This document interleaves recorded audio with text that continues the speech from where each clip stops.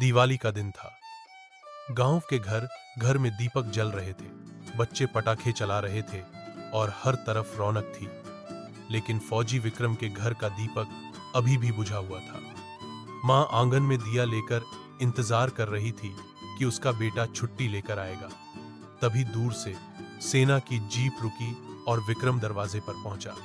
मां की आंखों में चमक आ गई। मां ने उसे गले लगाया और बोली, बेटा, इस बार यहीं रहना, हर बार सीमा पर मत दौड़ जाना। विक्रम मुस्कुराया और बोला, मां, तुम्हारी दिवाली तभी पूरी होगी जब देश का हर घर रोशन रहेगा।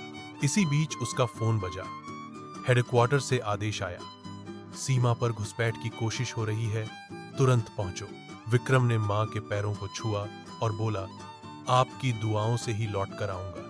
रात होते ही वह अपने साथियों संग बॉर्डर पहुंचा।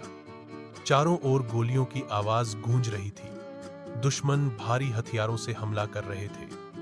विक्रम ने एक बंकर की आड़ लेकर अपनी इंसास राइफल उठाई और निशाना साधा। एक एक कर कई घुसपैठियों को ढेर कर दिया। तभी एक ग्रेनेड उसके पास आकर गिरा।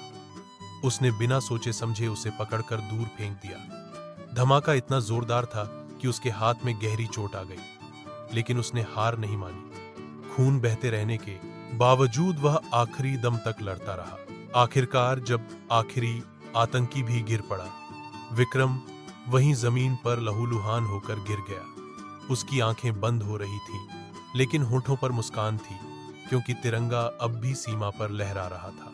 अगली सुबह गांव में दीपक जले, लेकिन विक्रम की मां के आंगन का दीपक बुझ गया। सारे सैनिक उसकी शहादत को सलाम कर रहे थे, लेकिन उस वीर सपूत के लिए किसी ने लाइक और सब्सक्राइब नहीं किया।